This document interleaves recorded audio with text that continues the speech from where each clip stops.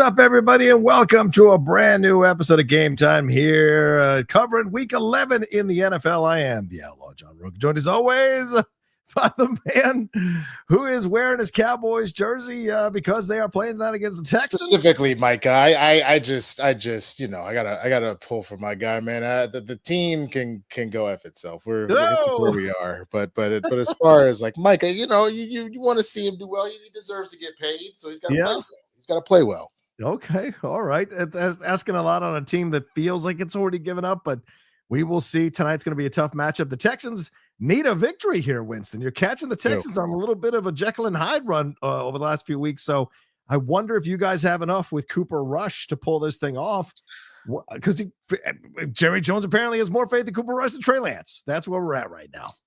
Look, I'll be honest. I'm not. I don't know if we're really at the. Maybe we're at the prediction part already. For tonight, I don't know. We could be. What do you think? We could be, because we'll probably still be going into the start of the game. So sure. we can cover this right now. Okay. The Texans need this badly. If they're going to make the playoffs, like they could still kind of handle their division. But if they want to like do anything in the playoffs, they got to right the ship. And now getting back your number one weapon on offense and Nico Collins should help that a lot. Yes. Joe Mixon has showed that he's got what's going on with that. CJ just needs to shake off whatever's like affecting him, and you're supposed to beat up on bad teams to build your confidence. So I don't think this is a contest. I think the Texans trounce the Cowboys, but I do expect to see individual like stellar performances out of folks that are either trying to get a contract or that have already made that money, just to prove that when this all implodes at the end of the year, that you either get paid, or like here or somewhere else, and that you just solidify that we're going to go off into the sunset, not looking like the Giants. But all I need to do is not look like the Giants by the time the season is over, and I can consider that this tragedy of a season at least the smallest victory. It's crazy because the Houston Texans are still number one in their division in first place. They're 6-4 though, but if they lose to the Cowboys, they would be one game off of the Cowboys record. As much as the Cowboys and all the stuff they've been through, they would be 4-6, and the Houston Texans would be 6-5. That's kind of crazy to look at that situation and see how close they are in terms of records if the Cowboys pull off an upset here. And look, I said weeks ago that I felt like the Texans weren't necessarily that strong, so they have shown me over the last few weeks that they've got some weaknesses. They've got some issues. Yes, the injuries. Yes, Nico coming back is going to help. But certainly they need this victory right now to kind of put a little distance between them, because the Colts are Jekyll and Hyde. Tennessee's no good. Jacksonville's no good. This division is there for them to win. They're only making it close because they haven't been as strong or consistent. And maybe that is due to injuries. But we'll see. I feel like CJ Stroud's taking a little bit of a step back this season as well, but he has a little bit, but I think it's more like what happens to most rookies that come on the scene and are doing all that they're doing. People have tape on you now, so they can watch your patterns. They can see kind of what you like to do, things like that. They can exploit certain things. And so to that point, the real maturation and growth comes from CJ understanding that and making adjustments. But I think that's hard to do when genuinely you went and got Stephon Diggs. You're like, I don't think we have enough, and Joe Mixon. I don't think we have enough firepower on offense. So you lose Mixon for like a game or two from injury, but he's come back with force. And then you look at Nico, and losing Nico and Stephon Diggs, who you traded for, it really hamstrung the hell out of CJ to try and make stuff happen. Now, I think he'll eventually get to the place of that quarterback that he just makes the team better around him, the way that Josh Allen is doing shit with nobody right now. That's true. Because of injury or people being traded away or whatever. But I think until then, to take all of CJ's weapons away like that, he is going to struggle. And so I think now having Nico back will help. And because Tank Dell hasn't really done anything. Tank Dell just kind of sat down and took it. So we'll see what ends up happening now. But I think they get right back to form. They beat the Cowboys here, I think probably by 10. I don't think it's going to be a blowout, but I do think it'll be a 2-score game. But I do think the Cowboys at least make a good showing finally, even in this loss. Because we would literally have to win out. And that's not happening for us to make the playoffs at this point. I don't see that happening. And so this is really for respect more than anything, because pride. Like you said, pride more than anything else. And look, if you and I jumped on a plane We could get down there and get tickets for $73 each. So this is not bad. A Cowboys game for $73, Winston. Yeah, that's impressive. We could do it. That's not a thing that happens. But I mean, to be honest with you, it should be free. You heard that metal sheet metal's falling off the roof of the stadium and almost hit production. So nah, that shit should be free, dog. Like, I don't know what's more in shambles, Jerry's lucidity or the stadium. It's a good question. Remember when our stadium was falling apart, when that shit pipe blew open and poor Jalen Hurts almost got drowned in dirty bathwater? I mean, it's a ton of these stadiums. These stadiums are terrible. But there you go. That's our prediction portion of the show. That was supposed to be later, but we talked about it now. So we're going to jump into the games here and talk about the way the show works is we'll talk about the big 5 or 6 games of the weekend, then take a break or then talk about the other games all at once and hit a couple of news stories before rolling out of here. So I remind you all, since we haven't crossed 1,000 subscribers yet, we are not at the super chat level, but you can send in Streamlabs as you see the address pinned above the address, and it's also pinned in the chat as well. So send in your love as we go along here on the show. All right, Winston, we got to jump off with the first one, and that is, of course, the Kansas City Chiefs losing to the Buffalo Bills, taking their first loss of the season, going down to 9-1. The Bills jumping up to 9-2. This was in Orchard Park there in the Buffalo Bills Stadium. Josh Allen, they beat them 30-21. Josh Allen on a 4th and 2, scrambling on a 26-yard run, barreling through Kansas City Chiefs, getting it in there. That was the play of the game with 2:17 left in the game, put it at 9 points, and then eventually the Bills took care of it from there. But, Buffalo does this in the regular season. Does Buffalo do this in the playoffs? No. So, yes, this is a good victory for them. Josh with 262 yards, 1 touchdown, 1 interception. So sorry to interrupt. The fire alarm's going off. Let me just go make sure I'm not about to die. Oh, my God. Yeah. Go take a look there. Well, fire alarms are going off for the Kansas City Chiefs as well after this loss for sure. A lot of people thought that this was a team that could put it together, kind of like last year, patchwork kind of assembly here with the Chiefs. But Patrick Mahomes only 196 yards, 3 touchdowns, 2 interceptions. His interceptions rate is very alarming for a lot of Chiefs fans, I would think, this season. Now, Kareem Hunt only 60 yards rushing. Xavier Worthy led all receivers with a whopping 61 yards. That's it, with 1 touchdown. The next closest person was DeAndre Hopkins with only 3 catches for 29 yards. That's not what you bring DeAndre Hopkins over to Kansas City to do, is to only get 29 yards. So this was an interesting game here. Shakir certainly showed up with 70 yards receiving with 8 catches here. So this is a good win for the Bills, but I don't know what it does necessarily until we get to the playoffs. That's what people are waiting for. So yes, they stopped the undefeated season for Kansas City, but we know Kansas City is focused on the three-peat, not an undefeated season. So a lot of people are making a big deal out of this one. People feel like Josh Allen now got closer to the MVP because Lamar regressed against the Steelers. So what do you take out of this game about both of these teams? Where do you see them now? Only one game difference between the two of them because the Bills have 2 losses and the Chiefs have 1. I think that what we're witnessing right now is the argument has always been to make comparisons that Patty is Brady and Allen is Manning. Yeah, and I think that what we're seeing at this particular moment, this is that moment where it didn't happen all the time. If anything, most of the time, it ended up being Brady that ended up beating Peyton. I think this is one of those moments where you're potentially seeing a Manning could go deep in the playoffs, Josh Allen type situation. Now, I would still put more faith in the Chiefs than I would in Buffalo if you're talking about shit's on the line. I would need to see Josh Allen do this in the playoffs to go, you have finally broken the curse, man. He still obviously has the advantage on you on overall wins and titles and all that stuff. Yeah. But Josh Allen is primed to win an MVP. I think he's now the new front runner, especially because now Lamar has dropped 2 more games. He's now lost 4 total, but he dropped 2 more games. And with a so much more stacked cast than the Bills, if we're just being fully honest about stuff. Yeah.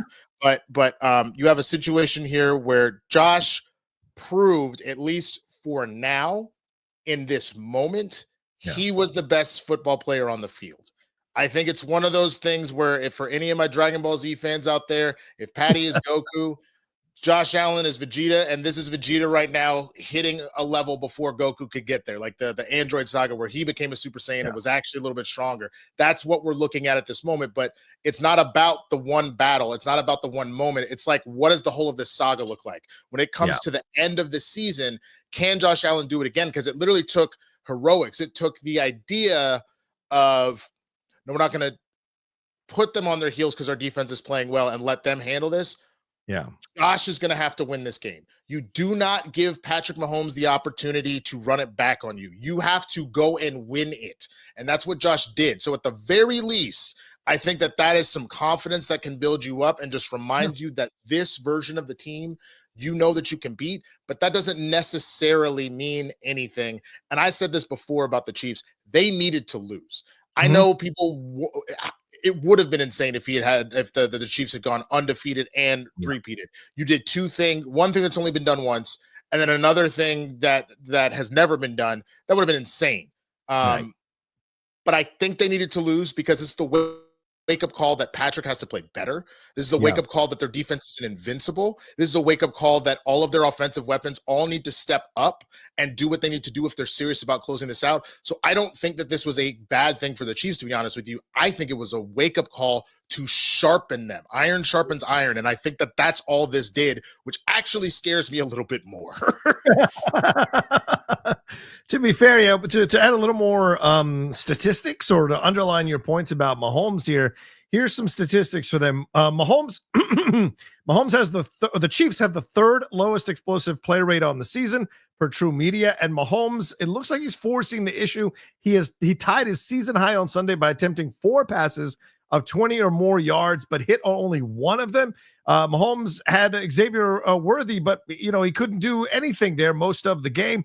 The game essentially ended on Mahomes throwing an interception on a forced deep ball late in the fourth quarter. It was his second pick of the game and his 11th on the season. His first pick came in the first series. So it's an interesting situation here. He's only 3 picks away from tying his season high, which he set last season. Now, I remind you, last season they won the Super Bowl. So these stats might be real, might not be real. We will see. But he's still producing 99th percentile tape every week. We're just seeing more mistakes now, and this, according to the Ringer, more mistakes in how he's playing this. And to be clear, I mean, his receiving core, although DeAndre Hopkins is a good addition, there hasn't been much going on there with Travis Kelce having issues, Juju Smith-Schuster, Marquise Brown hasn't come back. He's not come back to the postseason. Xavier hasn't really stepped up, and Rashee Rice is out as well. So he's kind of putting this together with a bit of a mash unit. So the fact that they've even gotten to 9 wins, I think, is a testament to the Chiefs' strength, the play calling, Vandy Reed, and the skills of Patrick Mahomes and other players on the team. But yeah, eventually it was going to break because you're playing the upper echelon teams. When you play the upper echelon teams and you're not fully 100% healthy or 100% ready, that's where the mistakes start to happen, like we saw with the Commanders. The Commanders were ready, looked like they were ready, walked into Philadelphia, and they got beat because they don't have that extra belief in themselves yet to get past that hump with teams that are over 500. That's going to take time. They're still ahead of schedule. They're a new team.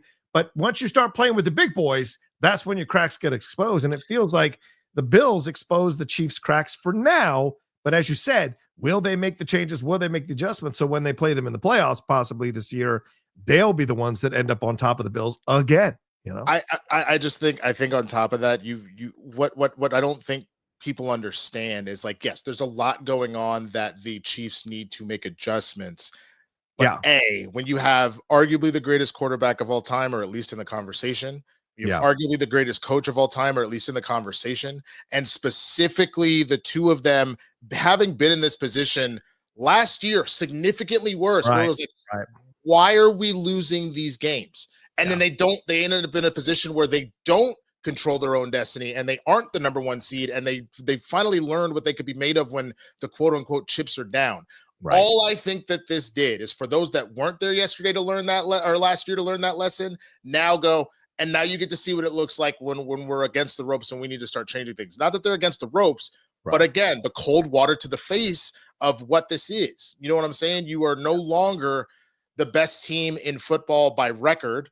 I would argue you probably are still, just by putting respect on their name, being back-to-back champions and still having overall the greatest football player in the world. Again, I don't think he was yesterday, but overall, I still think that Patty is. But I think now we truly have a picture of what this landscape looks like.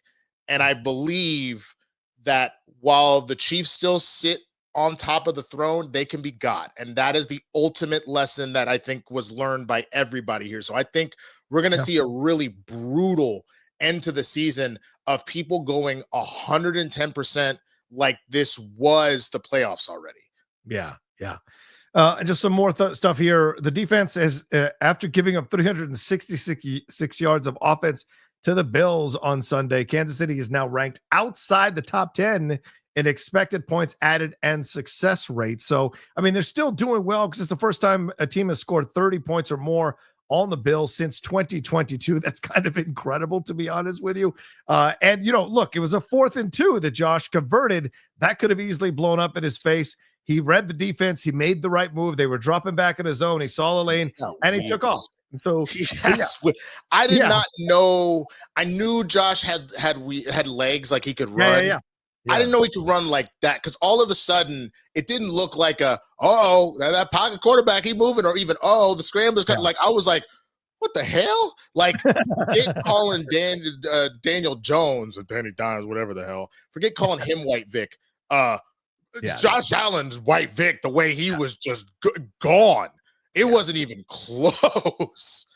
And it's the 4th time that Josh Allen has beaten Mahomes in the regular season. No other quarterback has beaten Mahomes 4 times in the regular season. So that speaks volumes to the skills that Josh Allen has. But like you, and I think about every other fan of the NFL, this is nice. Can they do it in the playoffs? These are the questions that we will have. And who knows? Maybe they don't even play the Chiefs in the playoffs. Who knows? So this could be Buffalo's year. You never know. You never know if the Chiefs get taken out. Especially from like when you look at a situation of Brady when he's in the key, like the peak of his reign, right? Yeah.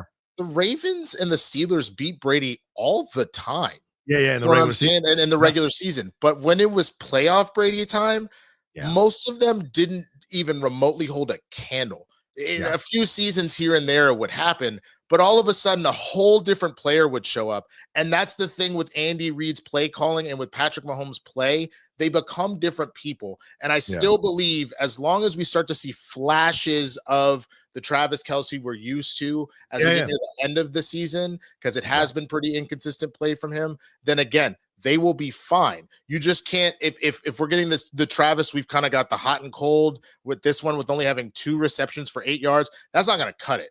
You need the Travis Kelce that's putting up, like, it's got at least 5 or 6 catches, somewhere between like 75 and 100 yards, and at least a touchdown or 2. Like, you need that Travis Kelce to show up. But I honestly believe Father Time is undefeated. I don't think he's old over the hill, but I think he's old enough that he might just be preserving himself. Yeah, it's actually probably much more accurate than people want to maybe admit on this one. All right, let's move on to this Chargers-Bengals game from last night. Woo, this was a crazy one.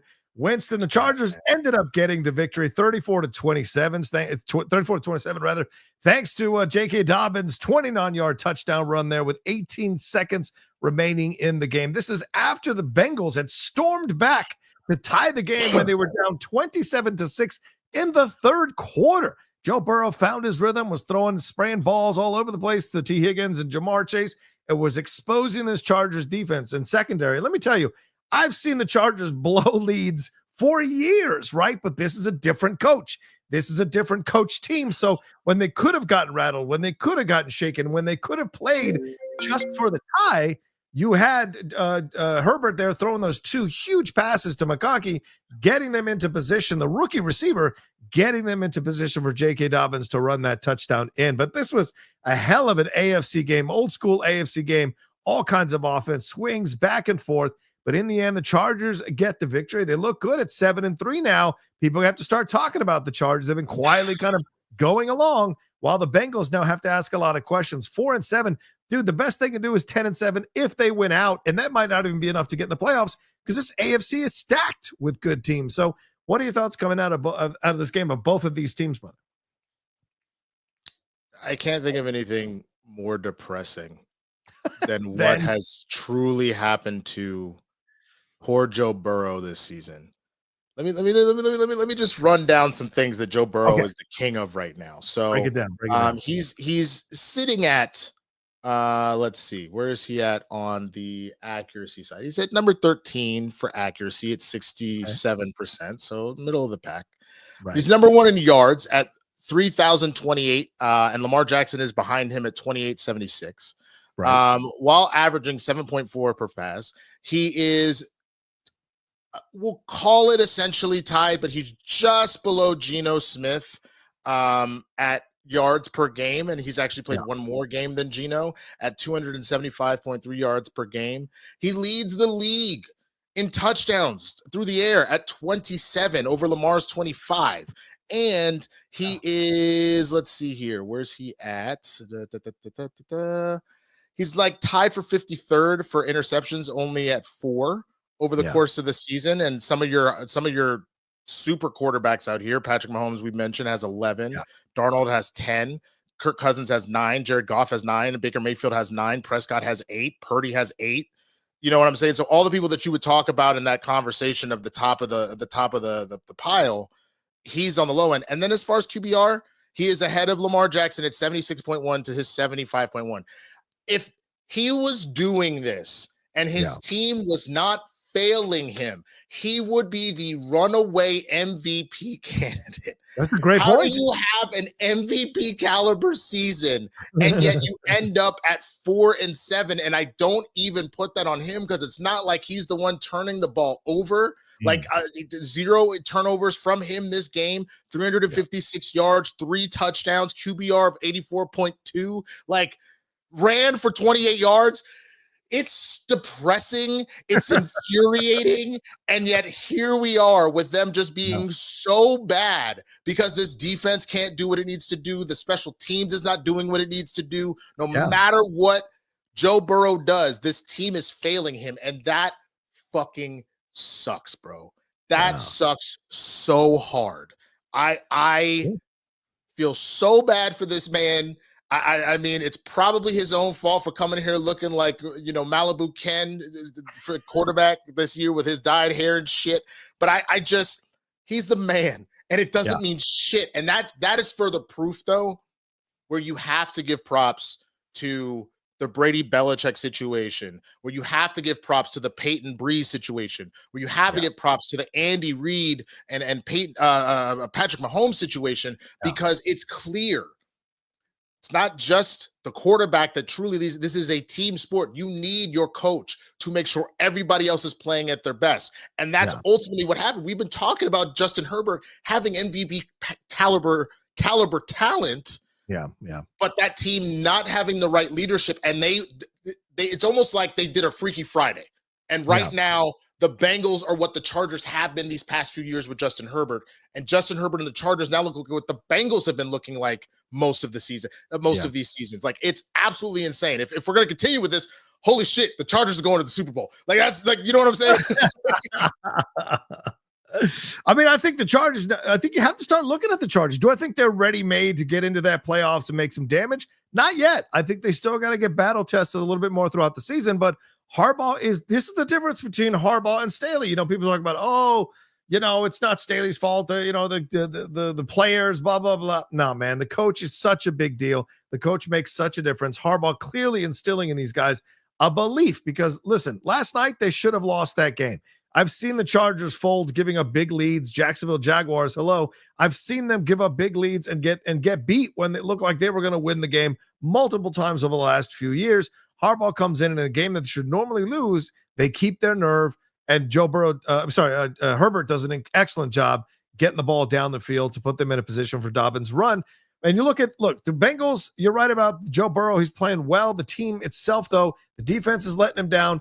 And now in this game, 2 field goals missed when they had tied the game. If they go up 33-27, yes, it's only a 6-point lead, but it's a mental thing where the Chargers now start to question themselves because the Bengals drove down twice to kick those field goals, and McPherson missed them both. If he hits them, maybe there's a psychological advantage you have there. The defense is hopped up. They're ready to go. They're attacking Herbert. They've got that little bit of extra motivation, and they never get that touchdown to win the game. So these are these things you have to look at. I agree. It's not Burrow. And I know Burrow threw those short pass and an incompletion in the final drive there that gave the ball back to the Chargers, but he had done everything possible to get that team into positions to win. But in the end, there's only so much you can do. And with the defense and the field goal kicker letting you down, it's a tough situation. And you look at the numbers here, Winston. Look, they've given up 26 to the Chiefs, 38 to the Commanders. They gave up 41 to the Ravens. They gave up 37 to the Eagles. They gave up 24 to the Raiders, which is they won, but it's still insane. You give it 20, 35 to the Ravens again, and then 34 last night to the Chargers. That's an issue with the defense that Joe Burrow can't fix. He can't play quarterback. He can't play line. He can't play linebacker. So this is not on Joey B. This is all about everyone else on that team. And I wonder if this coach survives after this season, because this is too much talent to be wasting there on that team. Honestly, man, and what he looks like at this point, the only difference was he was able to put it together enough to be a couple plays to be a Super Bowl champion. Yeah. What this team is shaping up to be reminds me of the Cowboys of the mid 2000s, of like the 2010s. So Romo at the peak of his powers were like in 2011. People love the shit on Romo because it feels like he just always threw an interception at the exact worst time. But like the 2011 season was an MVP caliber season. You're just dealing with a lot of other people, but he had 4,184 passing yards, a 66.3% completion rate, and 31 touchdowns, only 10 interceptions, and a 102.5 QBR. That is the kind of season that you're watching Burrow have. That was also a season where we had no defense. So it'd be a scenario where I just put up 31 points. My defense gave up 42. Like I can't be more sad for Joe Burrow at this point, because what do you do? Honestly, what do you do in this scenario? Because the trade deadline's over. So it's not like you're getting any massive help coming out of nowhere to kind of bail you out.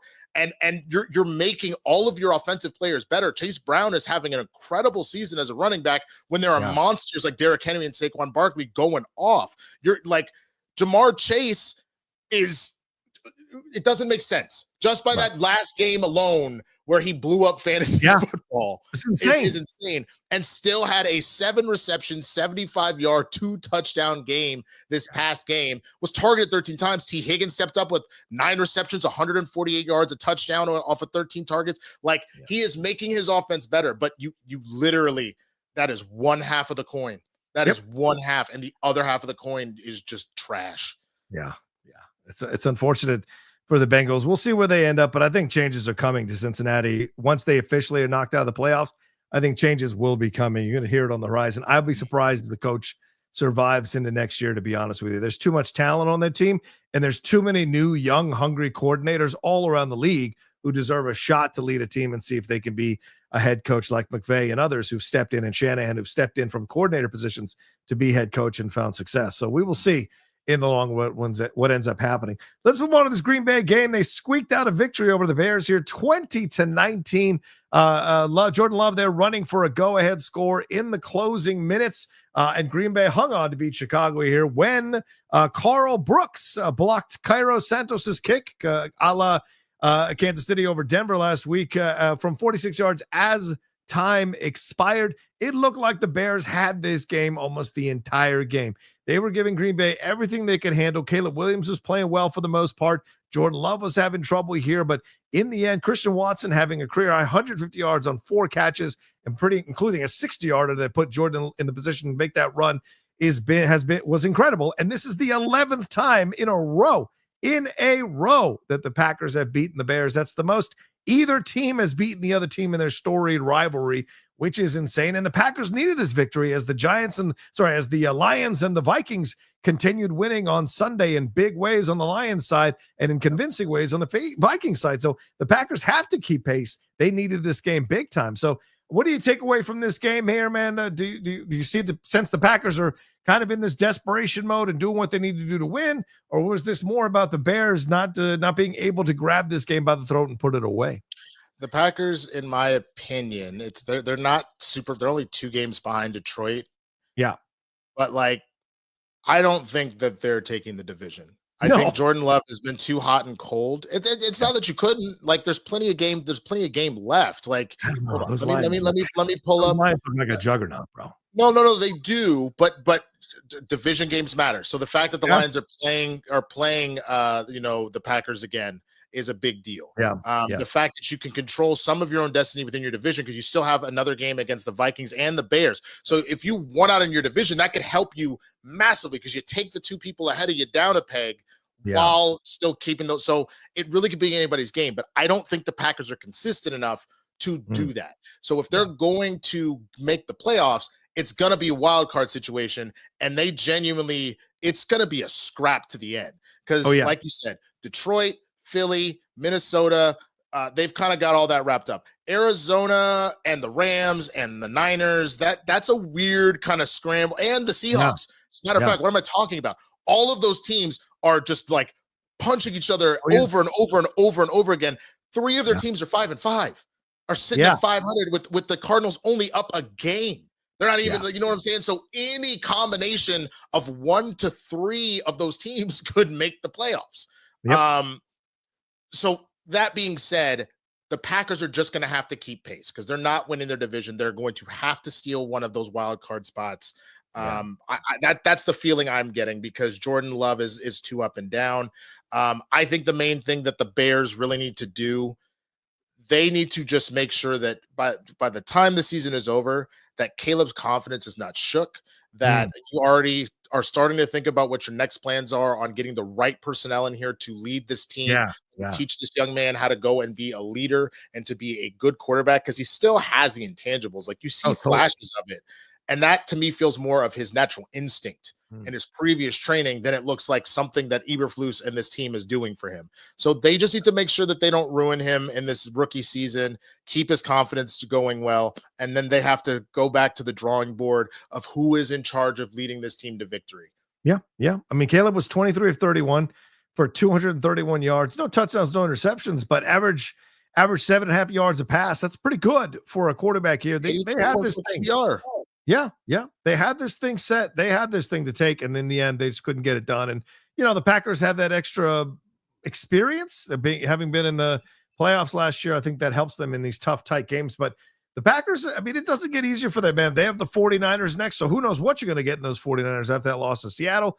Then they've got the Dolphins. They're on a 2-game winning streak right now, the Dolphins. Then they get the Lions in Detroit. That's going to be gnarly. Then they're in Seattle fighting for that division.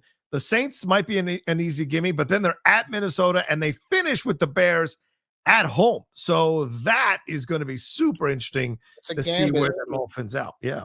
And especially after the Niners lost again, you know how mad they're going to be? Yeah. Bro, the Niners, this is going to be as violent of a game, and especially it will look like the divisional round all over again. Yeah, Jordan Love is going to have to finish what he wasn't able to last time, because if you don't, you are just setting yourself up for a lot of hardship and heartache to close out the season.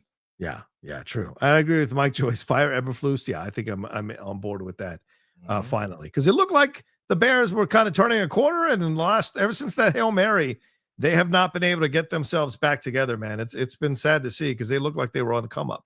For sure. Let's move on to this divisional game here. We've talked about divisional games already. Let's add another one to the list here with the Pittsburgh Steelers going to 8-2. How the hell is Tomlin doing this? 8-2 atop the division, beating the Baltimore Ravens without scoring one touchdown the entire game. They beat the Ravens. Joe Burrow has thrown for 4 touchdowns every time he's played the Ravens. He can't get a victory. Russell doesn't even throw a touchdown. And they get the victory here in Pittsburgh against Lamar Jackson and the Ravens, and severely denting Lamar Jackson's MVP race, in my opinion. There were a lot of penalties here from the Ravens. There are a lot of mistakes here throughout the game. They blew that 2-pointer. There's 12 penalties, 3 turnovers, and the Boswell field goals. Like, those are an incredible situation here. He was only 16 of 33. That's below 50% for 207 yards and a touchdown interception. So, to me, I look at this thing and I have questions about the defense. I have questions about this team. I have questions about Lamar. I have questions about Harbaugh. I mean, they're now, 2 games below the Steelers in the standings. That's a 2-game lead with the Steelers playing like this. Could be the death knell for them winning the division. Now they're going to scramble for a wild card. It's kind of crazy to see this when everyone's been talking about Lamar as a MVP. What do you take away from this game, brother? Bro, they 100% the Ravens are Jekyll and Hyde out here. They're looking not like the MCU Bruce Banner. They're looking like at times the world breaker Hulk that you've seen in the comics, but then the super scrawny, please don't make me mad, like Bruce Banner that you've seen in the comics as well, where you're like, yeah, the man's smart, but like, damn you a pussy. And like that is the thing that is so interesting about them is everyone on this team had a big failure at some point. Yes. And whether that's the Steelers getting in your head or you as a divisional rival. Yeah. Because Tomlin always plays them hard. Yeah. He always gets this team ready to play them hard. So whether or not that was Tomlin getting in your head or whatever else was going on here, they literally won not with a single touchdown. They won by kicking 6 fucking field goals. And on top of that, Justin Tucker's out here missing 2 field goals. Yeah, 2 field goals, which would be the game. Yeah. It would have been the game. That's not good. You have a fumble from your 2 strongest, probably ball handlers in Likely and Henry. That's not good. You have an interception from Lamar. That's not good. Like, all of this was just a very subpar performance from the Ravens, and they were only able to really start to get touchdowns going at the very end there. You know what I'm saying? You had the one in the second, but then you kind of had the throwaway touchdown that came out of nowhere with Zay Flowers. Yeah.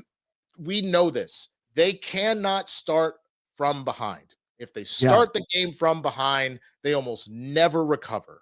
They almost they could take the lead, but something happens to their brain chemistry where now the frantic energy is in them from that point forward in the game, and it shows up in all these mistakes that make absolutely no sense. So the Ravens obviously will make the playoffs. The Ravens will make a lot of noise. I just don't know how much I believe at this point that the Ravens have the sauce to really be in the conversation for a title if they do not learn how to shake this. Because now every time they play a team that either is a division rival or is a team that's like championship caliber, I'm afraid they're going to get in their own way. Yeah. I think we have to start asking questions about Harbaugh. I know people don't want to hear this, but that man has had a wealth of talent on that team and has only won 1 Super Bowl the whole time. Well, you could say the same thing about Tomlin. So if we're gonna have that conversation, wait a minute. Mike Tomlin has not had a wealth of talent to compare to what the Ravens had. Oh, come on. I feel like Palomalu, Big Ben in his peak.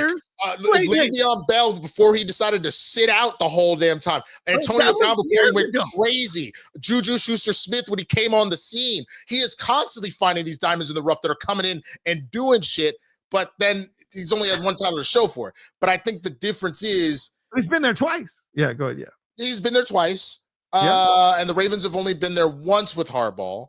So I'll give you that, but you also won it in a fashion that made people go, God damn, because nobody was stopping the Niners that season. You remember that was Kaepernick at his peak of his powers. Yeah, before all of a sudden the world wanted to make him a pariah. That was Pete Kaepernick doing his shit.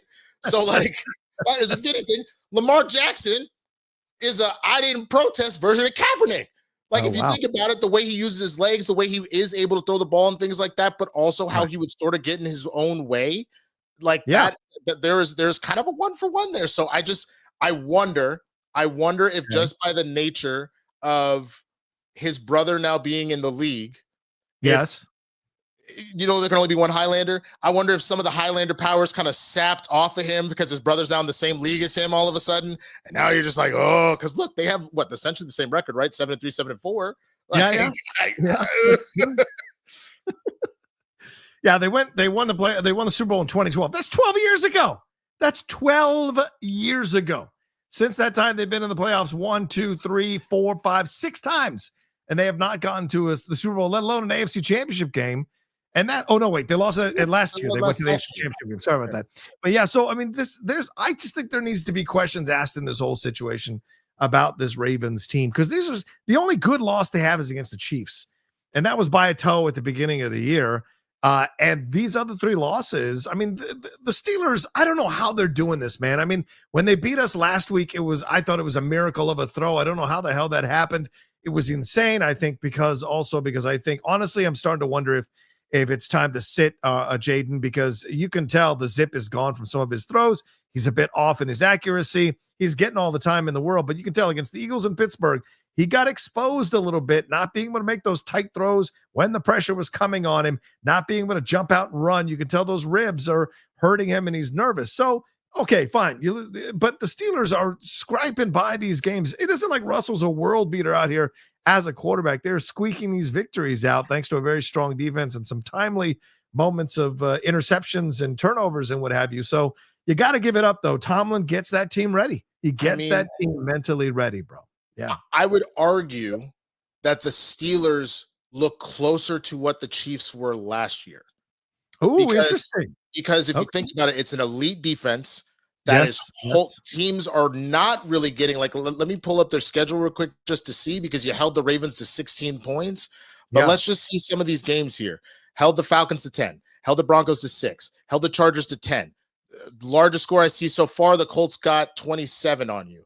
Cowboys got 20 on you. Held the Raiders to 13, held the Jets to 15, held the Giants to 18, held the Commanders to 27. It was close, but then you held the Ravens to 16 points. So a lot of this is kind of a cupcake schedule, if we're being honest. The biggest threats here are, I take it back, because the Broncos are actually pretty good at this point. So your first 3 games are from good teams. But you're catching the Broncos at the beginning with the Bo Nix stuff. Now the Broncos are good. They were kind of shaky at the beginning of the year. Yeah. But you took out, but like, even though you had those 2 losses to the Colts and the Cowboys, Raiders are kind of iffy. Jets are very iffy. The Giants are the worst team in football. You guys are the next good win. And then this past week, this week with the Ravens. So, they have their work cut out for them. You still got to get through the Browns twice, which you should be fine on that. You shouldn't be worried about that. But you got to get through the Bengals, who, even though we think are probably out of the playoffs at this point, Joe Burrow is so effing mad, bro. He is so mad. And he's playing, again, at an MVP caliber game. You got to play him twice, both in 2 weeks on the first, and then to close out your season. You got to play the Eagles, who look like they're championship caliber again. You got to play the Ravens again, who are going to be fighting for their lives and for this division. And you got to face the Chiefs that are like, we ain't losing no more motherfucking games. So, you have now a hard schedule coming up, and this will be the true test of how good are the Steelers when now push comes to shove and you're playing against the teams you plan to see deep into the playoffs. Imagine if they go on a run through this whole imagine Pittsburgh ending the season at 15-2 with the home field advantage. That would be insane. You think they would win? You think they're going to win out?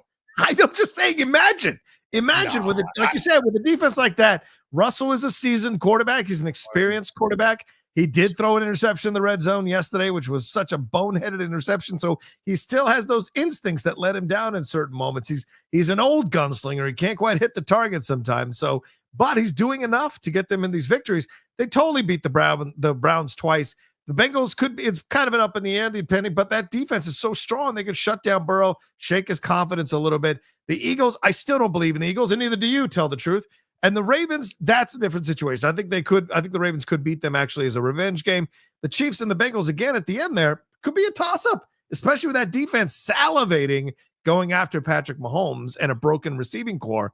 It could turn out to be a little more differently than you think. So they could. I'm not saying they will, but I would not be surprised if they go 7-1. Or what was it? 6-1? Because they have 7 games left, right? Yeah, 6-1 down the stretch, could end up 14-3 and could be challenging for number 1 in the entire AFC. I would not be surprised. They're taking 3 more losses.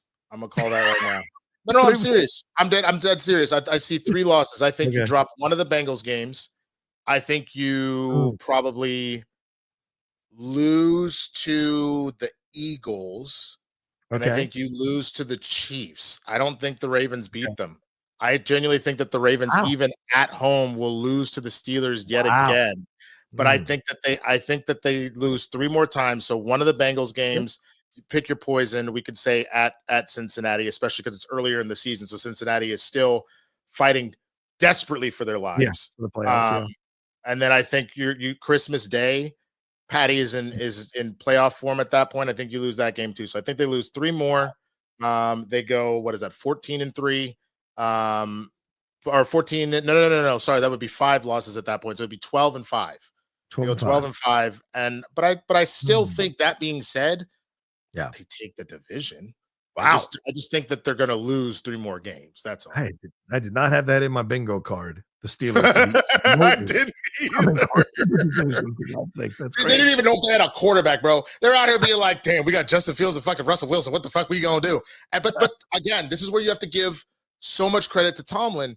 They weren't able to do anything deep into the playoffs, but he was doing this with fucking Mitchell Trubisky. He was doing this with Mason Rudolph. He was winning games with quarterbacks that are garbage, and now you've had what is arguably an improvement with both of these guys, but they're still not it. This is not Super Bowl caliber Russell Wilson, and Fields still has a lot to learn. So, like, man, crazy. That's what I'm saying. That's why I think Tomlin has done a better job than Harbaugh, because he's done it with shittier quarterbacks. Harbaugh has gone from Flacco to Lamar Jackson. That's like, it's going from Peyton to what's his face that retired. I can't remember his name anymore. The young kid that retired and didn't want to come back to play. Andrew Luck. Yeah, it's literally, it's a wealth of talent he's had. Flacco's been there since 2008. Okay, that's 16 years. Flacco was there, and Lamar Jackson. That's who you've had. 2 very good starting quarterbacks, 1 Super Bowl title the whole time. And to me, that's a question. That's a question that needs to be asked. So then I think we need to be raising more of that question about Mike McCarthy and why he got fired from the Packers and should have been gone from the Cowboys, because you had arguably the greatest. I would say that Aaron Rodgers, fuck him. I would arguably say that he is probably the most talented. You could make the argument not now that we've seen Patty at his peak and we're seeing Josh Allen kind of come into form, but at least of that generation, that Aaron Rodgers at his peak powers was the most talented quarterback on the field. And that's saying something when Drew Brees was breaking all sorts of crazy, insane records. Brady was out here winning all of these titles, and Peyton Manning exists. The fact that you would say that about Aaron Rodgers, and you went from Brett Favre to Aaron Rodgers, and you could only show 1 title for it, there is something to be said about that too. I agree 100%. I agree 100%. 100%, dude. 100%. Yeah, look, I know Ben Roethlisberger was the quarterback for almost every season that Tomlin was the head coach. But, I mean, the last 3 seasons, it's been Kenny Pickett, as you said, Mitchell Trubisky, Mason Rudolph, and now Justin Fields and Russell Wilson this season. So, I mean, he dragged what was left of Ben Roethlisberger's husk of a quarterback body into the playoffs in his final season. So it's insane. Just saying Tomlin's done an incredible job, man. He deserves so much credit. I hope he gets in the Hall of Fame first ballot. He fucking deserves it. What do you mean hope? He will. The fact that, if I'm not mistaken, has he not had, is it that he hasn't had one in X amount of years where he has not had a losing season? He's not had a losing season ever. That's insane. That's literally insane. Yeah. I mean, he's gone 8-8 back when we were playing 16 games, but he's never gone 7-9 or anything like that. No. That's literally insane, because you just talked about how you had your quarterback on his absolute last legs and a shell of himself, and then subpar quarterback play. You are just that good of a coach that y'all have willed yourselves. You clearly have an environment and a system set up that they win, period. Yeah. They may not be able to get you. It's not just that to win a title. You then need a wealth of riches, and you need some luck on your side. But to at least say we are always a winning team, or at the bare minimum, we're hitting at 500. That is insane.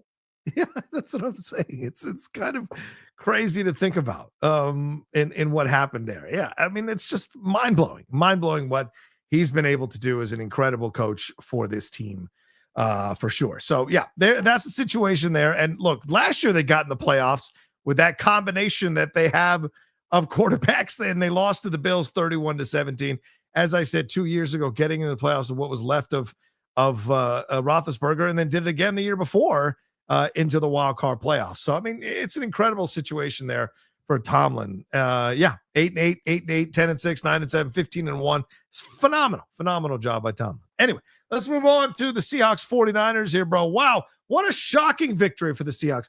The 49ers looked like they were marching on their way to win this game, and then Geno Smith showed up. What he said in the post-game presser on the field there, he said, yeah, they called me and said I was washed up, but I didn't pick up the phone. I didn't call back.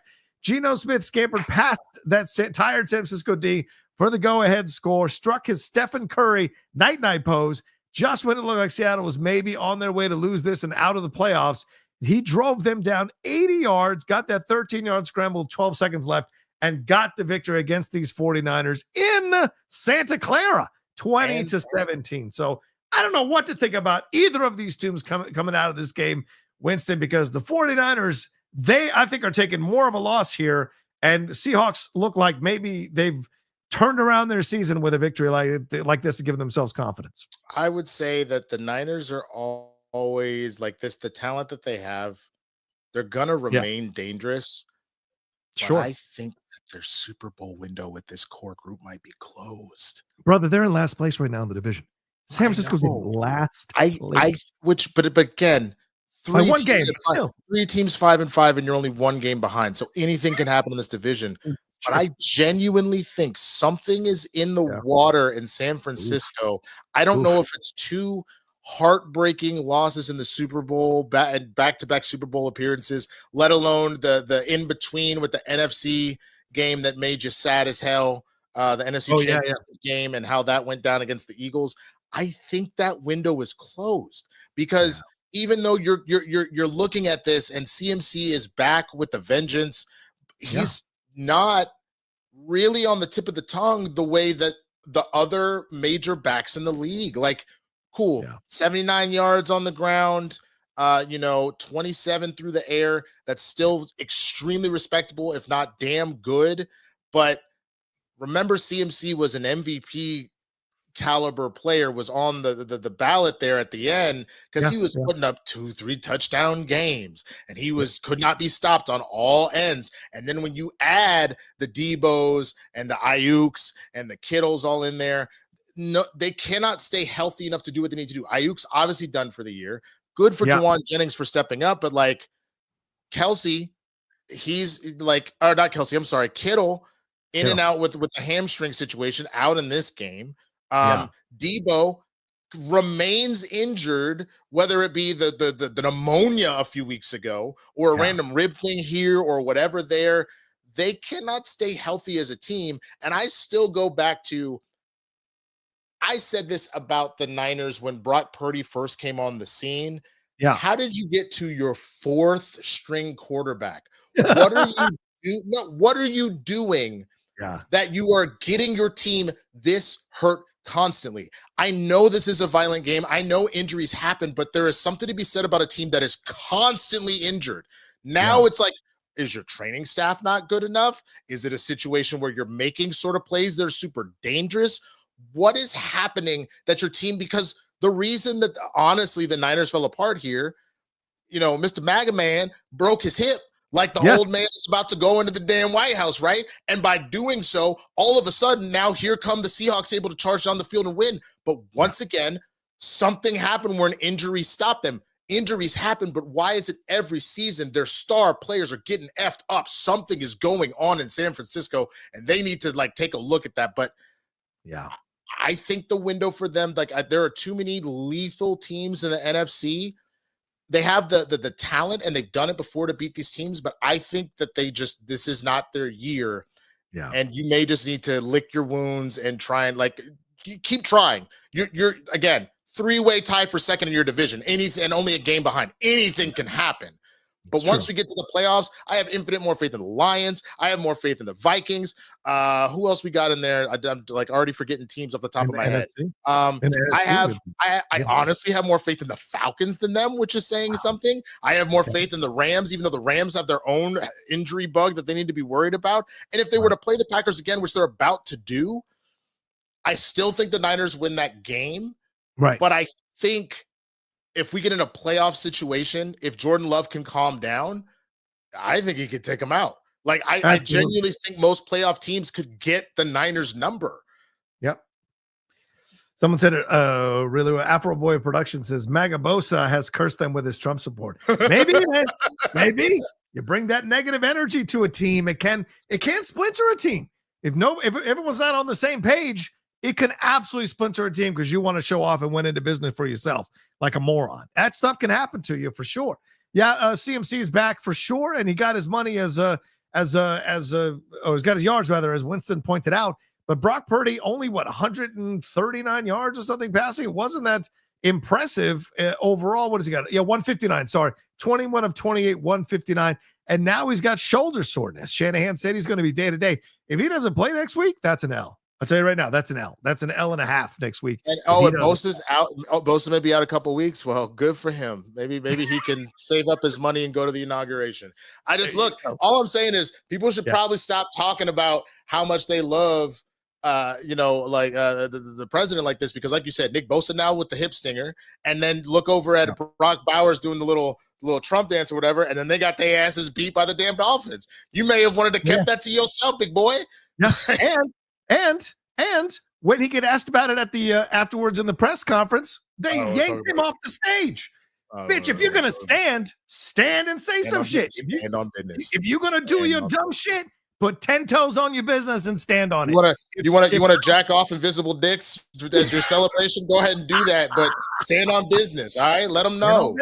Yeah, come on now. I'm from the time when the Raiders didn't give a fuck what you thought, and they said what they wanted to say. Yanking you off the stage and you willingly going along with them speaks volumes about what you're doing, man. In my opinion.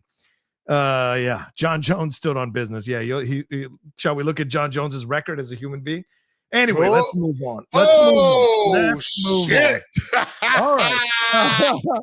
Now, we mentioned this earlier in the show. How big shout out to Sean Payton. I think a lot of people, this is like Rocky 3. A lot of people are going to owe Sean Payton an apology before this season is over, like a lot of people owed Apollo Creed and Rocky an apology after that fight with Clubber Lang was over.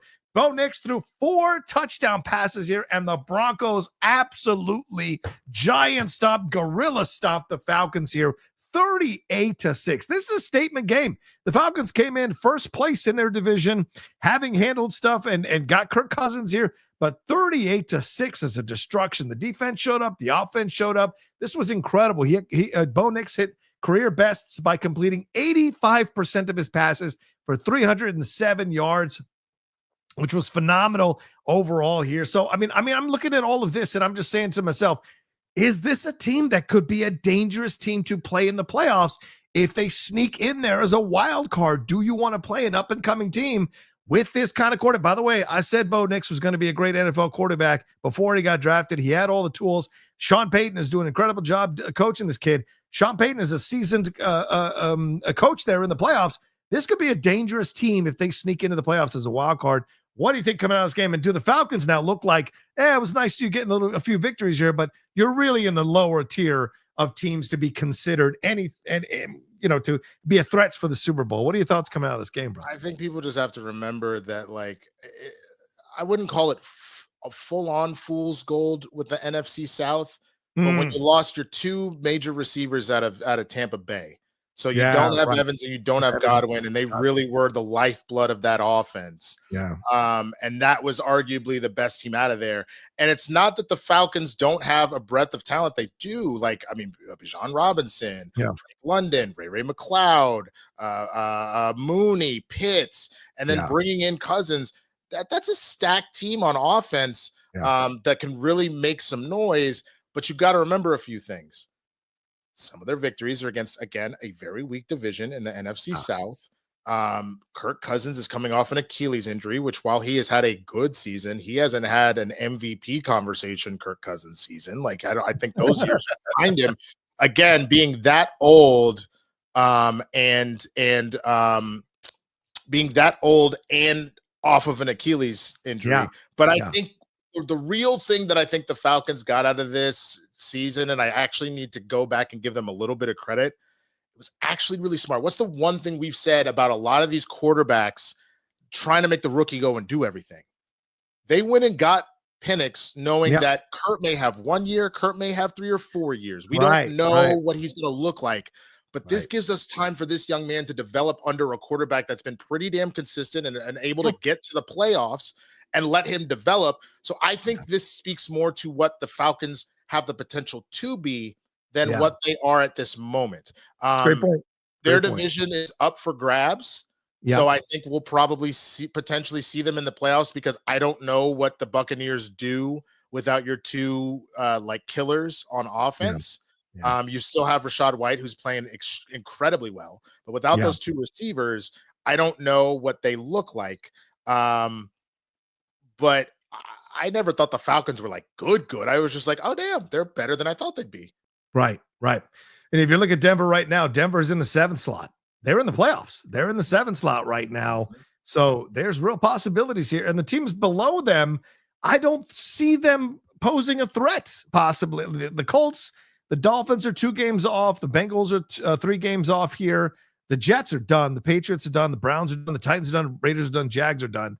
So that's the teams that you're messing around with. And I would take the Denver Broncos over any of those teams in terms of consistency, a great defense, and Bo Nix getting better week by week by week. What's the stat here I was looking at with Bo Nix?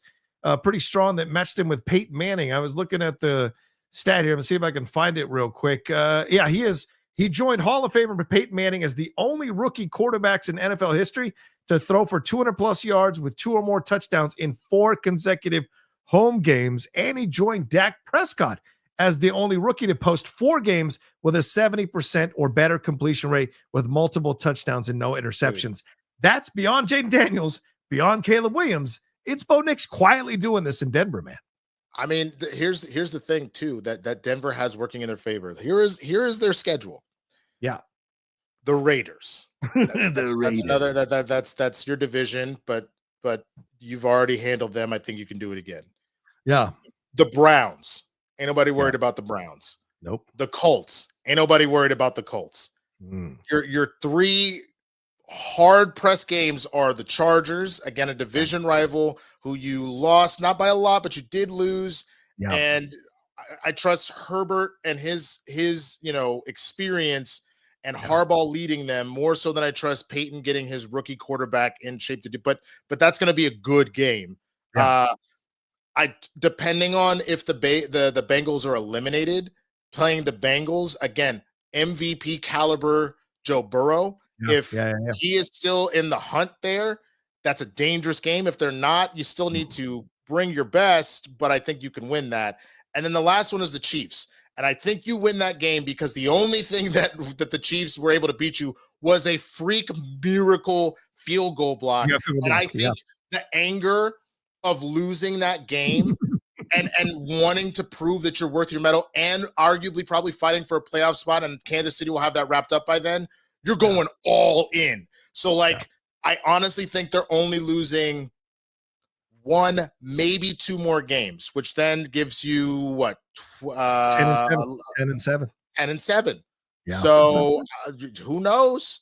Yeah. Who knows, man? That's crazy. Yeah, I think 10 and 7 might be enough to get him in the playoffs. 11 and 6. That's a very rare. I mean, only one game to maybe the Chiefs game is the only game to lose, maybe, or the Chargers. Could be interesting, I think, for sure, because that defense is no joke. That Denver defense is stacked, man. So I think, and now that they're starting to believe in Bo Nix, this is going to be a very, very interesting next few weeks here for these Broncos. We will see overall. All right, well, that's all the big games. Last thing I was going to say is clearly what ended up happening is Sean finally found a quality Molly dealer up in the Mile High City, bro, and he's dreaming up these beautiful plays to help coach this guy to where he needs to go. Let me tell you something. What would be a super interesting first-round matchup or second-round matchup? The fucking Broncos versus the Pittsburgh Steelers. Russell Wilson versus Sean Payton. That would be an awesome. But again, awesome I don't match. think. But I it would be a crazy matchup. But you got to remember, you were talking about like a red sun Superman as far as coaching goes with Sean Payton. But now that he's out here with his yellow sun, aka that MDMA, my guy is out here looking like the Super Bowl coach that's coming up with things like, yo, let's kick an onside kick immediately before we start the second half. Yeah, that'll get him. Yes. Like that's the Sean Payton that is back, bro. Yeah, that's true. That's a scary Sean Payton too. Meanwhile, Russell's just throwing up moonballs. So we'll see. We'll see when that happens. All right, let's move on to the rest of these games here. Winston, Saquon Barkley ran for 2 touchdowns as my Eagles the Eagles stopped my Commanders 26-18. The score was not as close as the game. That's a lie. They pretty much handled us in that second half. Jared Goff and the Lions just destroyed the Jaguars and soon to be out of a job. Doug Pederson 52-6. Anthony Richardson's late touchdown led the Colts to a 28-27 victory over Aaron Rodgers and the Jets, who everyone told me had turned a corner after they beat the Texans. They have looked like dirt ever since. Sam Darnold led the Vikings to their third straight win. The reports of Darnold's demise were greatly exaggerated here as they beat the Titans 23-13. Tua threw 3 touchdowns, lead the Dolphins past the Raiders, get their second win in a row. Taysom Hill ran for 3 touchdowns as the Saints topped the former quarterback Jameis Winston and the struggling Browns 35-14. And Matt Stafford threw for 4 touchdowns, 2 to Cooper Kupp and 1 to Paco Nakua to lead the Rams past the Patriots in a surprisingly close game here with Drake May there for the Patriots, 28-22. So what game do you want to talk about? What stands out for the games? What's your feelings on any of this stuff? Is our boy Haskell here? I don't know. The only reason why I say that is I don't think so. I just looked. I didn't see any chat from him. I think the main thing that has to be figured out is what Indian burial ground did Native American burial ground? Is that what you mean? Sorry, excuse me. What Native? No, you're right. My apologies. Yeah. No worries. I went immediately to the saying, but he is here. Ed is here. What Native American burial ground did they build a practice facility on? Their hotel that they put their players up in, something, because y'all have ruined every quarter. Now, mind you, Aaron came trash, but y'all have ruined every quarterback that you have had since essentially Mark Sanchez hit that butt fumble. Because again, Geno has gone and fully revived his career. Yeah. Sam Darnold has gone and fully revived his career. And it proves that both of those dudes had the sauce. I said this at the start of the year. They had the sauce. You were just put in horrible situations. You were asked to do this as a rookie to make it happen. Right. And then what ended up happening? Your confidence got shook and you learned some bad things. But now once you got the right people that believe in you and lifting you up and making things happen, you're leading your division. You're beating, teams that were in the Super Bowl the previous year. Like, they're doing things that are insane. And so I'm just looking at the Jets, and it's a sad state of affairs because I know what I feel like. Yeah. Cowboys being this bad right now, I can't imagine the anguish that's coursing through Jets fans to just see this happen year in and year out and be given this hope that this is finally it. We got a multi-MVP championship quarterback here. He'll do it. Tears his Achilles, comes back, isn't very good. We went and got this pass rusher from the Eagles because they didn't want to pay him, but you won't pay him either. So now all of a sudden he's not playing for you, and that you find a hole there. You got this insanely talented running back in Breece Hall, and yet he gets injured with a knee injury last year or 2 years ago. And then on top of that, you're not using him in the way that you need to. I just feel really bad for Jets fans because if I'm miserable right now, and this is just one season of put me out of my misery, I genuinely send my heart out to Haskell and Jets fans because I wouldn't be able to take this. I would be like, I'm just done with football. It's a great point. That's a great point there, Winston. We will see. I love it. For me, I look at this whole situation with these games, and to me, I got to give love to Darnold. A lot of people were questioning there. The rumors that they were trying to make a trade to get Darnold away from Minnesota, and he's bounced back and got these victories. I like this situation for him. But the Lions, man, this is a scary team. They took what they endured last year, and they look like they are just ready to stop anyone in their way. And what they've done with Jared Goff, turn this guy. You want to talk about Tomlin and Russell Wilson or these other, or Bo Nix with Sean Payton. I mean, what Dan Campbell has done for Jared Goff and giving him back his confidence, opening up the offense, letting him do his thing, being okay with my man throwing 4 interceptions or 3 interceptions in the game and still riding with him and not benching him. It's been incredible to watch the confidence they have in Jared, and Jared has responded. Look, Jared has said, I'm going to have tough games, going to have tough moments, but I keep finding ways to fight back, and that team keeps believing in him and giving him chances to come back with that defense. So for me, I would not want to play the Lions at all in the playoffs. And wouldn't it be insane if at the end of the year, it's the Lions versus the Bills in the Super Bowl? for the first time one of these franchises is going to win a Super Bowl. That would be incredible to see that. I think it would be Detroit's first time in the Super Bowl, which would be even more phenomenal to see. So and Jared Goff, maybe redemption, right? Getting the Super Bowl victory he didn't get for the Rams against the Patriots. So there's a lot that can happen here. And I personally am kind of rooting for a Bills-Lions Super Bowl. That'd be kind of fun to see down the road. But yeah, I wouldn't want to play the Lions right now at all. Oh my God. I don't know if I can do that because I think that the Lions will be the one to come out of the NFC. I sincerely hope it is not the Chiefs or the Bills. If it has to be anybody, give me the Steelers, give me the Ravens, give me the Texans, any of those other teams, because if the Chiefs lose their three-peat in the Super Bowl, that's going to be I've said this before. I'm actually cheering for them to do it because it'll be something we've never seen before. And on top of the fact that my loathing for Brady is so high, if we can go ahead and crown Patty as the greatest quarterback, the greatest of all time, because he did something that Brady was never able to do, then great. Because I don't think anybody's catching Brady on those rings. If I'm being honest, I don't think that's ever happening. Or appearances. Maybe appearances. Maybe. What? You think someone's going to 10 Super Bowls? All you need is a cupcake division, because that's how he kept quarterback. I don't know. Again, I doubt it'll happen, but I think that is at least possible. I think the winning of them is insane. So I honestly believe the way for Patrick to prove that is he's got to close that out. So if it's the Lions, I'm not trying to see them play the Chiefs, not because I don't think they can win. My heart would be broken pretty badly if either one of them lost. I would either be my heart broken for the Lions, that God damn it, you were so close. Yeah. And I would also be heartbroken for the Chiefs, like, God damn it, you were so close. I'm not trying to see the Bills in there, because the last 4 times that you went to the Super Bowl, 4 times in a row of losing it.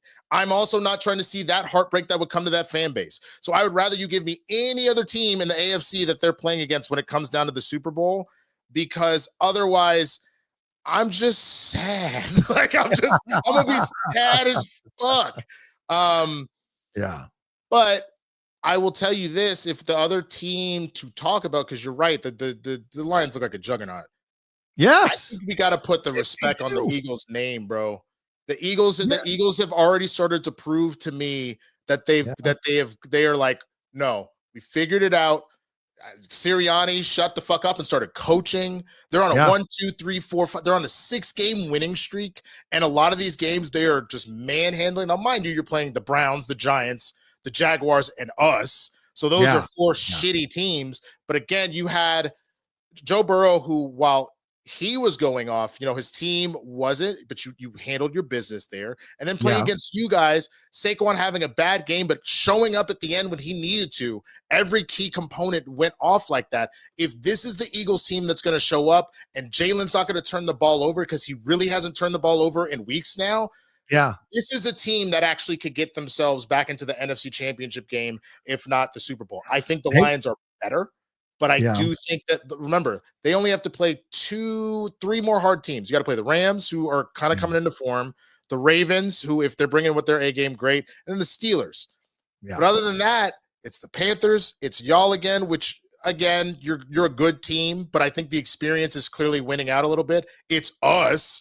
Okay. And then it's the Giants. Okay. You literally close out with 3 division games, and 2 of them are 2 of the shittiest teams in the league.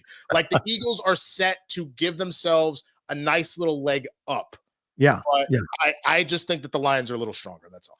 The only thing that can derail the Lions right now is believe in the press. That's the thing. When you're 9-1, you go like, Dan Campbell's got to do a great job of getting this team in the right mindset for the rest of the year. Right. I mean, you've got to get them in this feeling like, look, 9-1 doesn't mean dick. None of this means dick, because we tasted playoff football. That's where we got to get to. The Super Bowl is the next stop. We got screwed over in that game in the playoffs last year. We want a shot at getting into the Super Bowl. So to me, he's got to do a hell of a job coaching this team now, because there's a lot of trap games here.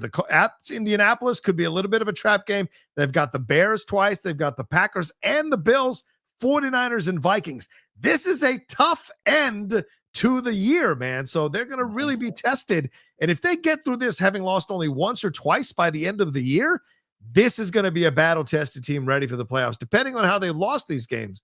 So if they even lose any of these games, so I'm going to be excited to watch them going forward because they're playing some beautiful fucking football. So I love the idea of this situation. Crazy what they're doing. It's crazy what they're doing. Well, we got a few more minutes. Let's hit these two stories. Then we got to answer some questions here. Winston, Daniel Jones has been demoted to third string quarterback. My guy is back. Tommy DeVito. Let's go. Is starting now. Tommy D. He went from slinging pizzas to slinging footballs. He is now the starter for the New York Giants. Your thoughts on this, Winston? Oh my God.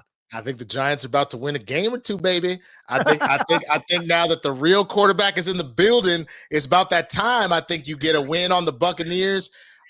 I'm not going to put that on us, but you will beat the Saints, all right? You're not going to beat us. One thing I'm not doing this season, I'm not losing to the fucking Giants this year, but I do think you could beat the Saints, man. So go ahead and do the atomic cutlass. Come on, damn it. This is going to be so interesting because the Giants signed Jones to that contract 2 years ago, a 4-year, $160 million deal. Good God almighty. I thought it was stupid when they signed it back then. It's even more stupid now. I don't know what they thought they saw in him, but they should have let him walk rather than let him stay on that team. It's a colossal mistake, dude. Yeah. Go ahead. I was just going to say, you let the actual leader, face, and talent on the team walk for Danny Dimes. The only dimes that he has, the ones he's going to need for the collect call to get escorted out of the fucking stadium. Get out of here. Yeah. This is going to be so interesting to see with Tommy DeVito. And if DeVito goes on a little bit of a run with these Giants, that's going to make it even more embarrassing for Daniel. But, he's going to end up like on the Falcons or so. He'll end up on as a journeyman backup quarterback to somebody with a chance to play. He'll be the Andy Dalton tour. Yeah, you got paid. That's true. Could take that money and retire and just be a speaker, for God's sakes. We will see when it's all over. Also, we got to talk about before we get to the questions. Mike Tyson versus Jake Paul. Let's get your thoughts on this debacle on Friday night there on Netflix. We had two fantastic fights before, the Barrios fight and Katie Porter fight, but your thoughts overall? Taylor? Katie Porter. I was like, Katie Porter is in like the Congresswoman Katie Porter? Out here in these streets like, oh, she hit her over the head with the whiteboard. Like, let me show you where you're going to lose. Let me show you where I'm going to punch you. Sorry about that. That was, I'm sorry. That was a terrible fight. And I honestly am not sure if it was rigged or not. I'm honestly not sure if it was rigged. A lot of people. Or if Tyson was that just old and the age showed up. But I think the worst thing that came out of the entirety of the night was Netflix once again trying to do this live streaming shit and it failing miserably. You would have thought they would have learned their lesson from the Love is Blind reunion. You're going to have 3 to 5 times more people watching this, if not more than that, and your system couldn't handle it. So I don't know why there's this big push to continue to try and do this one way or the other. I get it, New Frontier, make more money, but why not team up with somebody? Like, why not like that? So to me, I think the biggest tragedy was the streaming situation and key moments, people just full on losing signal. That's unacceptable considering you want to put NFL games on Christmas. You want to be at the cornerstone. You need to have your together. I'll give them credit for their content. They have figured out the sauce for reality TV, for documentaries and docuseries, especially around sports. Their dramatic shows, things like that. They have mastered content. But the fact that they are still struggling this hard with that is just ridiculous. And I look forward to Jake Paul actually fighting boxers in their prime that are worth their salt and not going after non-boxers, old men non-boxers, or old men boxers, like old, because like 56 in a 58. 58. 58. That is, the average man ain't going to be fighting Tyson at 58. He'll kill any one of us. A trained boxer, I am on a fight that will be shown around the world boxer in their prime at 27. Come on now. Are we serious? Yeah. And that's what makes me sad. I am happy for the quote that Tyson put out being like, win or loss, it was a win for me because proving that I could do this, I could get in the ring one more time and all that. But like his knee being messed up and everything, the fact that he was in the hospital in June and it sounded like he almost died, it's very clear that this is not the Iron Mike that we know. So it was an honor to see him get back in the ring like that.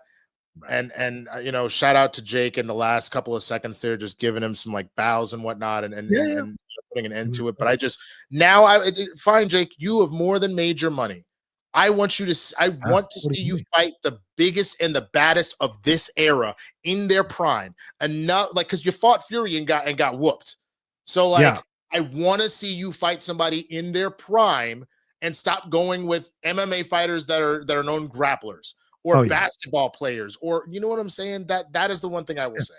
He's a sideshow act. He's not a legitimate fighter. He's a sideshow act. He's got talent, but he hasn't. He's like Butterbean. It's not much. I mean, Butterbean had some legitimate fights. Sorry about that. Butterbean's even more legitimate than Jake. Jake is a sideshow act, man. He's never going to fight anybody who's actually in his prime. He's just going to keep talking about this stuff. And to be honest with you, I don't know how many boxing organizations would sanction him to fight in a real fight against a legitimate contender. Because that legitimate contender could actually hurt him for real. And I think that's where the situation comes in for him. Because, I mean, they're talking about him versus Canelo. First of all, he'd have to drop the shit ton of weight that he gained for this fight with Tyson. Because he's at 227 for this fight with Tyson. And Canelo's at 168. He'd have to drop a shit ton of weight to fight Canelo. Mayweather, that'd be so ridiculous for him to fight Mayweather. It doesn't mean anything. So if he was really stepping the ring with like Tyson Fury, say goodnight. Like, say goodnight. It would be over with him. Hell, Anthony Joshua. Deontay Wilder, put him in the ring with those guys. Those guys look like they're on the downside. John Ruiz, put him in the ring with those guys. They will absolutely make mincemeat of fucking Fury. So of Jake Paul. So I mean, because it's not real, man. Yeah. But like pulling up the Scores article about this, like just real quick. Let's see. So it was the big question is, what will Paul do next? A dominant performance against a shell of a champion will do little to blunt the criticism that Paul, 11-1 as a professional, hasn't proven himself against actual competitive boxers. He insists he wants to be a world champion, but hasn't fought anyone that would put him on the path to a title fight. No. And since he's a promoter himself, he's obviously capable of booking more challenging opponents. Paul sent mixed signals on that front, musing about facing someone like Canelo Alvarez, one of the best fighters in the world, but also insisting that he wants to put on showpiece events, which again sounds like code for him wanting to beat up semi-famous non-boxers or old boxers. Yep. Great for money. If your ultimate goal is to just make money, but if you ultimately want to be looked at as a legitimate, damn, what a boxer.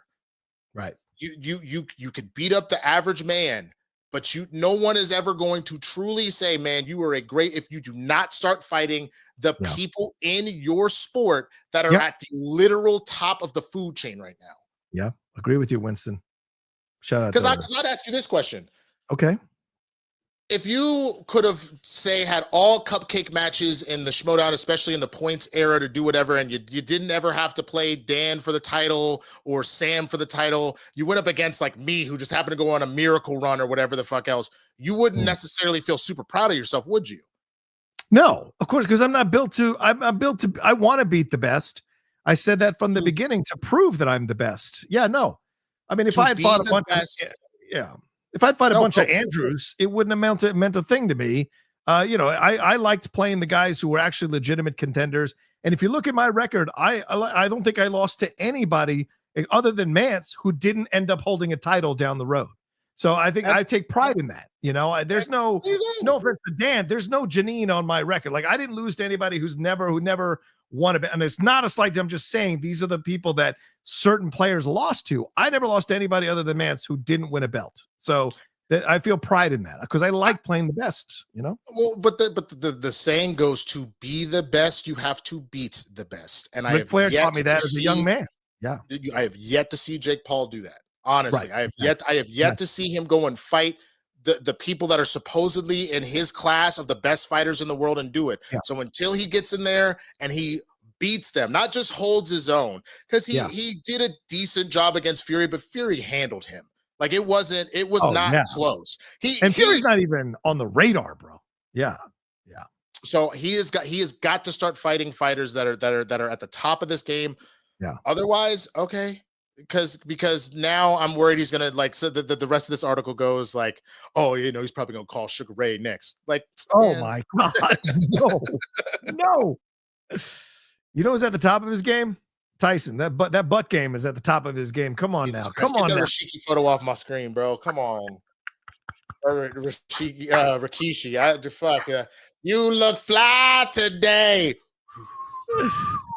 That's a butt brought to you by shrooms. That's a butt brought to you by shrooms.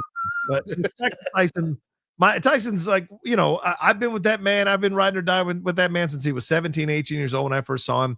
He was a ferocious bull in the ring. Physically, I connected with him because he's my height, 5'10", kind of stocky like I am, but clearly incredible body, and trained himself to be one of the greatest boxers ever. Unfortunately, caught up in a lot of his own personal demons that derailed him. He could have been a Muhammad Ali, could have been a Sugar Ray Leonard, could have been one of these real legends who won the title multiple times. But unfortunately, all those things got in the way. He's still revered, is still loved, still considered one of the greats. But, there was another future for him that would have been incredible for Mike Tyson. That being said, seeing him back in the ring at 58, it was nice to see. It was nice to get excited. I wish the end result would have been much better. But sadly, this is the way it goes. And he should stop talking about fighting again, because it came out yesterday that he might want to fight somebody again. And I'm like, no, please, Mayweather. He might want to fight Mayweather. Stop it. Enough, Don't Mike. do that. Please. Don't do that, because Don't even hang with out with your Mayweather, family. even with Mayweather being old, you still have enough of an advantage on him as far as like your youth. Yeah. And that is a fighter, because he was a multi-time champ. He could genuinely like hurt Mike badly. Yeah. And I don't want to see that happen. I'm not trying to see a death match. I'm genuinely not. Yeah, I agree. All right, well, let's hit some of these Streamlabs before we roll on out of here. Winston Fantastic said, showing my support for Game Time halfway through the season. These teams are what they are. My Super Bowl pick is Pittsburgh versus the Eagles. Get the fuck out of here. And as a Cowboy fan, this hurts me to my core. Also, this is the best crop of rookie quarterbacks I've ever seen. I agree with you. Some good rookie quarterback. I think even Caleb in the loss looked good here. Jaden Daniels, Bo Nix. You've got Penix as Winston said, just sitting in the wings. If an injury happens to Kurt, we may see Penix there on the back half of the season with Atlanta. Not that I'm wishing for that, any injury to Kurt, but could be. So I agree. This is a good collection of rookie quarterbacks. What are your thoughts here, Winston? You think so? This is definitely a great collection of rookie quarterbacks. I'm just trying to think if like there's, I gotta say that the 04 class that had Roethlisberger, Manning, Phillip Rivers, and Matt Schaub was up there. I think the 1983 class, the Elway, Jim Kelly, Dan Marino, Ken O'Brien class was up there. Like I think that there are definitely stronger classes, but we have to see how they ultimately end out. Like hell, even the 05 class of Rodgers, Smith, Fitzpatrick, Matt Castle, Jason Campbell, Kyle Orton, and Derek Anderson, like only one of those is a champion. Only one of those quarterbacks was or no, I guess Castle won one sitting behind somebody. Yeah. I remember that correctly. But I say all that to say that like they all did some shit up there in that particular class. So we got to wait and see what they do beyond this year. But as far as their rookie season, I'm actually very impressed for the most part. I'm just shocked to see that number one feels a lot, not necessarily talent-wise, but in performance is so much behind everyone else. But that just goes to show you're dealing with a dumpster fire of an organization here. Yeah, and I didn't even mention Drake May and Spencer Rattler, who are part of this rookie class as well. Drake May, I think, hasn't been playing great, but I think there are shades of possibilities for Drake May for New England. Got to be patient. Phil P, what's up, Phil? He says, huge love to John, Winston A, and all the peeps. This I'm saying good evening from old London town. Does Joe need to leave the Bengals to win? And where does he go? In the EPL, what is the chance Liverpool can win it? While Arsenal are done out here? Woo! Phil, I don't. You know what? We'll see what happens. We've had leads like this before in the season, and Manchester City comes storming back because we lose to like Crystal Palace or Southampton. So I think it's a nice start, but we've got a very long way to go before we even remotely consider winning the title rather. And Arsenal, you just never know. They can go on a run as well. So it's nice to be in the position, but I don't know if we've got a chance to win the title necessarily by the end. Do you think, Winston, does Joe Burrow need to leave Cincinnati to win? I think they need a better coach. I don't think he needs to leave. What are your thoughts? They need to figure out what's wrong with their leadership, because he got to a Super Bowl. Yeah, true. And Very he true. did it, Second year. and he did his second year, and he did it with Chase and Higgins. You lost Mixon, but Chase Brown has really stepped up. So you have enough firepower to do it. Something is wrong with leadership at this point that they have just fallen off the wagon, because you should not keep putting yourself in a position that you start slow every season. Yeah. And then you got to dig yourself out of a hole. If they just started how they're supposed to play up top, the pressure isn't hanging over you to like, damn, we can't lose no more games. I forgot one more draft class that's fucking crazy. The 2012 draft that was Andrew Luck, Robert Griffin III, Ryan Tannehill, who up and down, Brandon Whedon, Brock Osweiler, but Russell Wilson, Nick Foles, and Kirk Cousins. Like, that's a good class. It was an insane class. Yeah. So I this is a very, very good one, but we got to see what they ultimately do here. And if one of them makes a deep run into the playoffs, so if Bo Nix makes the playoffs and makes it at least to the divisional round, or if Jaden makes it to the divisional round, or heaven forbid the NFC Championship game, God, no way, man. No, we can't beat any teams over 500. We're not going to get far in the playoffs. Mike Joy says, do you think the Bears are a team that coaches would want to coach after they fire their head coach? The Bears seem to be cursed and they have incompetent people in charge. I think that's true until the right coach comes into a situation. Shall I show you New England before Belichick showed up? I mean, Pete Carroll did a decent job there. They did go to the one Super Bowl where the Bears absolutely mollywopped them, but they weren't necessarily considered a dangerous team. It wasn't until Belichick came there, it changed the belief system, changed the attitude, changed the presentation of the Patriots. I think it always takes a coach who comes in there with a very, very strong personality. Look at Parcells with the Giants. Look at Bill Walsh with the 49ers. Look at Shula with the Dolphins. Those coaches come in there and they change from the bottom up. They change the personality of a team. So I think it's more a matter of getting a strong head coach who wants to come in there, take no bullshit, and change things from the top to the bottom to change them around. I don't think it's necessarily that they're a cursed team. What do you think there, Winston? Sorry, which team? The Bears. You are, in the sense that how much is ownership getting in your way? You know what I'm saying? So like Dan Snyder, other than the bad juju he was putting on y'all, had an ego on him similar to Jerry's, and it kept hindering you from doing what you needed to do. If Jerry, I think Jerry can remain the owner. If you're just talking about the business of the Cowboys, fine. But again, until he steps away from being GM, which is why everybody's saying he should just sell the team, because ain't no way he's going to allow himself to do that. That's going to be a problem. I whether or not the Bears need to sell ownership, I don't know. But you need the owners to stop getting in their way. Find a legitimate coach that is a leader of men and doing what needs to be done. So if you can convince Belichick to come in there with that rookie quarterback, if you can convince, I'm trying to think some of the other coaches that have stepped away right now that would be pretty good when it's all said and done. I don't know. There's not really anybody out there right now, is there? Yeah, not really. Besides Belichick, I don't see anybody else out there who would really be able to step in and have that kind of approach, you know? Yeah. I mean, they were talking about replacing the last, maybe Mike Vrabel, because I just think that the Vrabel? Tennessee is a little bit of is a little ridiculous. So that might be a good one. But yeah, man, we'll see what happens. I'm really curious where they end up going. Yeah. It's going to be some good questions when you look around and see what's available out there. Yeah, Belichick, Pete Carroll, Mike Vrabel, Ron Rivera, Arthur Smith, Josh McDaniels, Frank Reich, and Brandon Staley. Those are the head coaches that are roaming around out there with personality who've been, head coaches in the past in the NFL. I think only Belichick stands out from that. It's maybe Pete Carroll, but I don't think Pete Carroll's the one to turn around the Bears. I think he's done. I don't think he wants to do much anymore. I mean, look, Brian Flores again. See what he's done with the Vikings. I still think that Miami was effing with him, and that's where we are. So I think that he more than has earned another opportunity. I think the offensive coordinator for Detroit, Ben Johnson, if he doesn't want to leave the team and is ready to step up, hell, man, the way that Kingsbury, I think he needs to stay in Washington, and you and Quinn to bounce off of each other. But I think he could step up pretty soon and do the whole thing. I don't know if he's there yet, but I'm even curious if Kellen Moore is ready. is Ooh, ready yeah. to ultimately take the next step and go to a head coach, because his offense is rarely were ever lacking. It really was just a situation of you kept being on teams that were just dumpster fires. Yeah. So Agreed.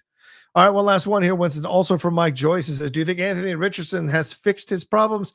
He did great fantasy-wise this week, and I'm looking to move on from my current QBs who have been disappointing fantasy-wise, Caleb Williams and Kirk Cousins. I think you don't trust Anthony Richardson as far as you can throw him, man. I mean, one week he figures it out, and the next week he's throwing 12 for 75. Like, you just don't know with Anthony what you're going to get. So, yes, he looked good in this game against the Jets, but remember, it's the Jets without Robert Saleh there to coach that defense. So they've looked shaky and they don't look confident. Aaron Rodgers, I think, is done and cooked and toast. No one should hire him next year and let him go off and be some MAGA mouthpiece somewhere for the rest of his fucking life.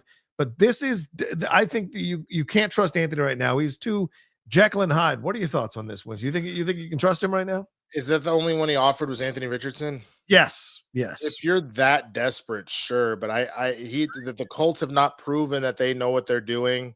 Really, and Richardson does not look like he's ready to take that next step. So that is a danger play.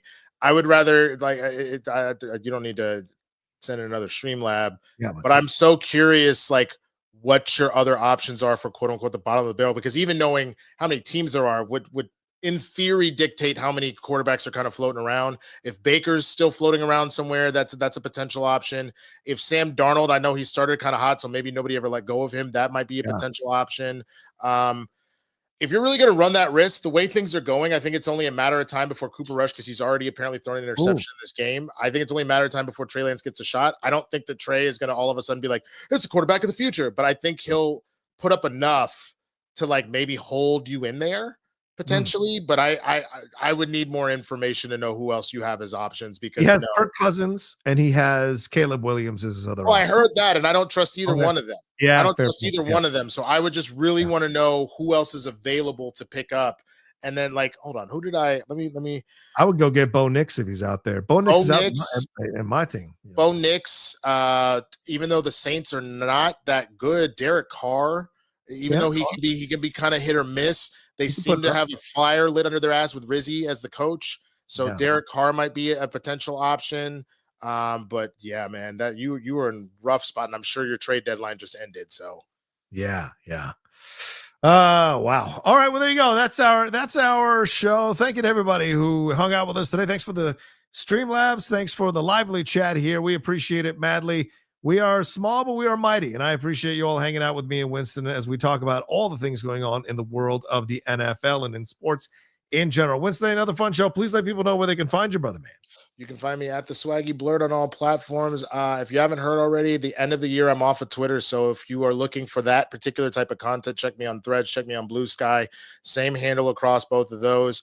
Here on YouTube, I'm really excited, man. I got a Blurred breakdown for you tomorrow.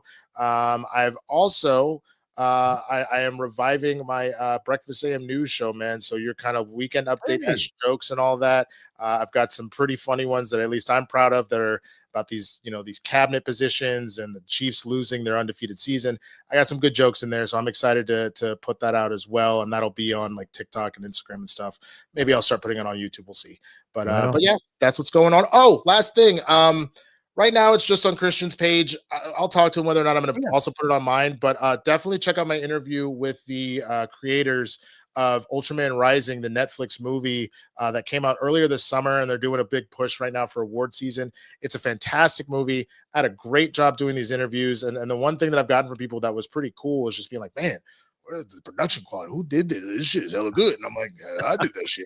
So like, if you just want to see what was like a lot of hard work to get it, nice and polished there, let alone what I feel is a pretty good set of interviews, then definitely go check that out as well. There you go. All right, check that out, ladies and gentlemen, on Christian's channel. Hopefully, future on Winston's channel in the future. As for me, real quick, sorry, Mike Joyce is saying who he's got available: Jameis Winston, Derek Carr, Drake May. No, man. They're all rough, but I'm going to go probably Carr and Wilson, then May.